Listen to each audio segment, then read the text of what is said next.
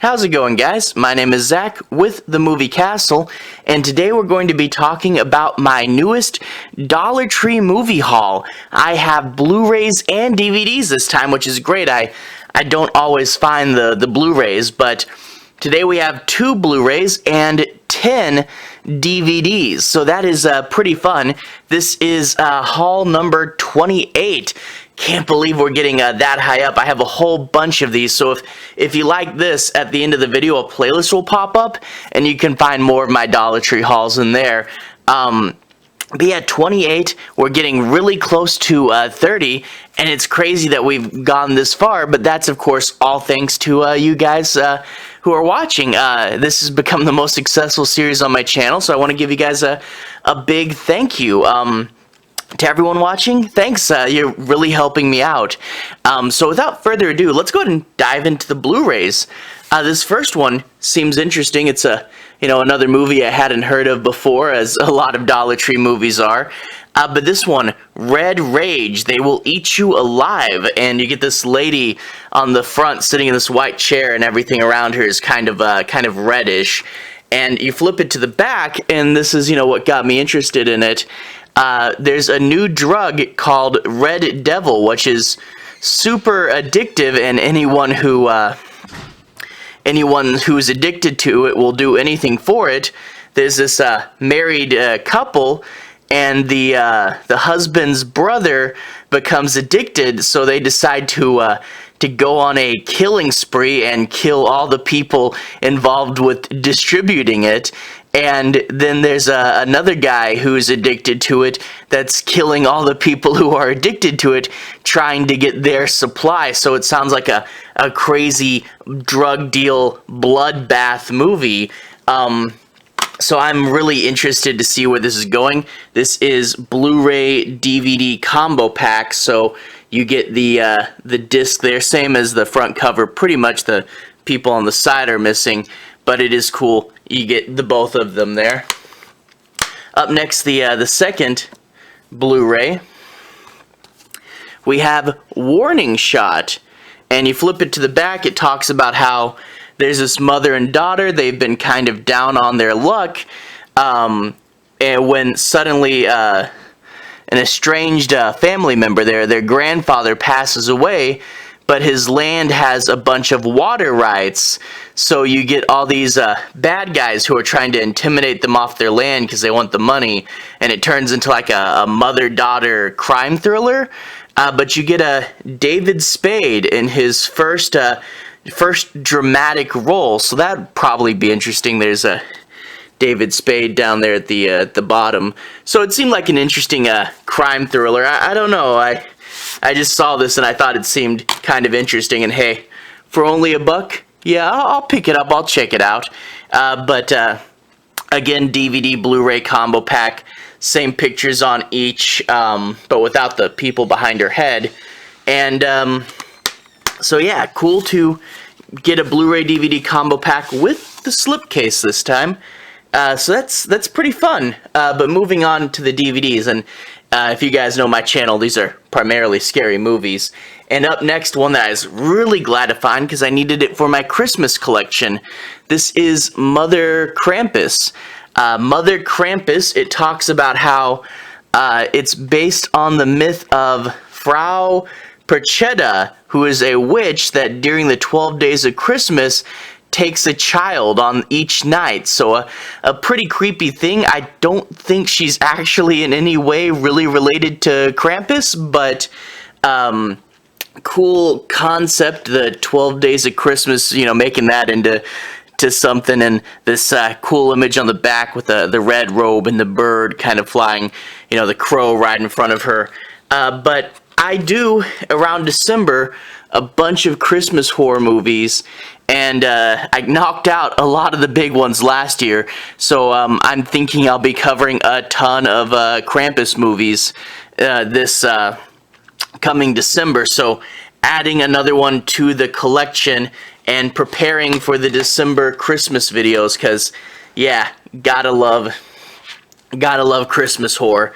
Up next, I was really glad to find this one, a Tara Reid movie, who you know from the Sharknado movies. Art of the Dead, and I think this had been on Prime for a while. I don't know if it's still on there, but it's one of those that I kept meaning to watch. But it talks about how there's this guy, and he buys a series of 7 paintings that represent the 7 deadly sins, but people start to get possessed by the sins and act out evil crimes related to each of them. So pretty cool thematically, and plus you get a Tara Reid in it. So that's a pretty cool concept. I'll have to definitely watch that one pretty soon. Any horror movie with some unique concept, like, okay, this time around we're doing paintings, it's usually like spell books and stuff. So that one seemed interesting enough. That's an ITN movie. The last one was as well, and so is this third one here. There's a whole bunch of ITN stuff. But we have Gates of Darkness, and what really drew me to this, I mean, the pile of skulls is cool, right? But this has Tobin Bell, Jigsaw, and Adrienne Barbeau, who you know from like The Fog and a bunch of other stuff. I think Tobin Bell and Adrienne Barbeau are also in the first episode of Creepshow, but the TV series, I'm not 100% sure on that. The Creepshow TV show is pretty good, by the way. But yeah, Jigsaw and Adrienne Barbeau had to pick this up, and you can see Jigsaw's the priest there on the back. But it talks about how there's a young girl with a telepathic connection to her twin brother is concerned that he's possessed, but it's revealed that her family has a strange connection to the church. So, sounds like a pretty cool concept, a possession movie, but apparently there's some sort of a, hidden history type deal there. And hey, 2 great actors in it.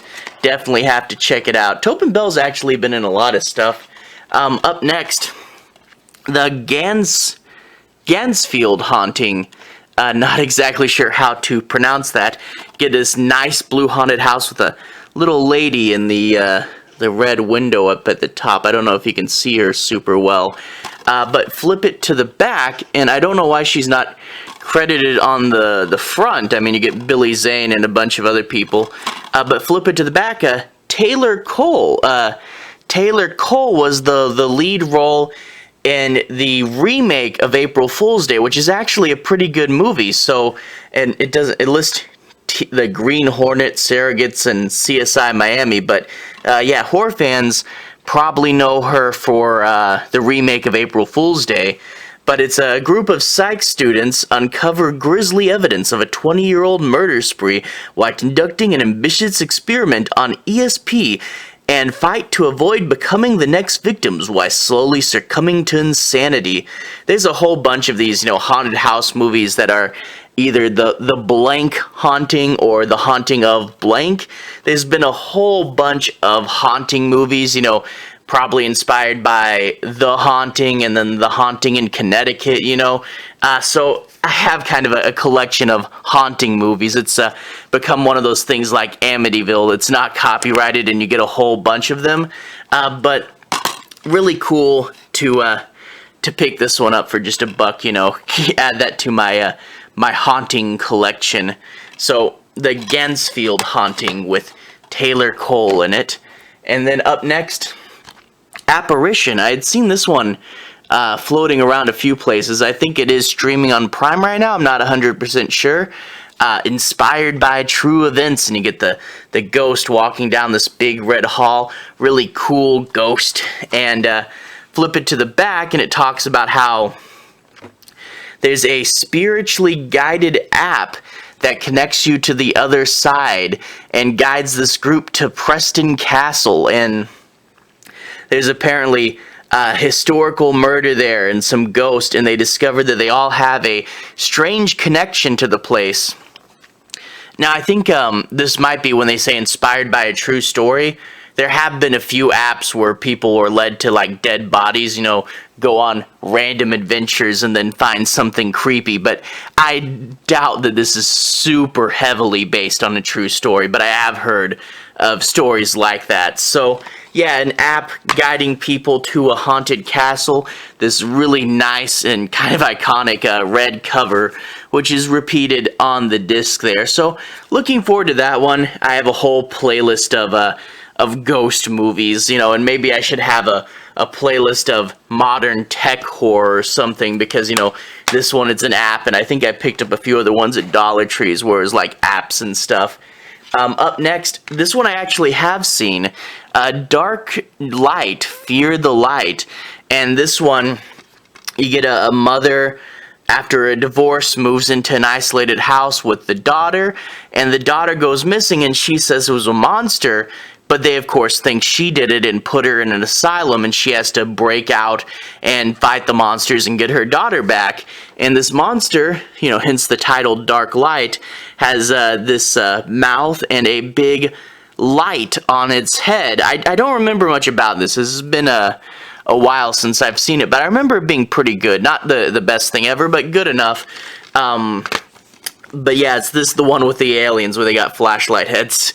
There's Dark Light, the disc, same as the front.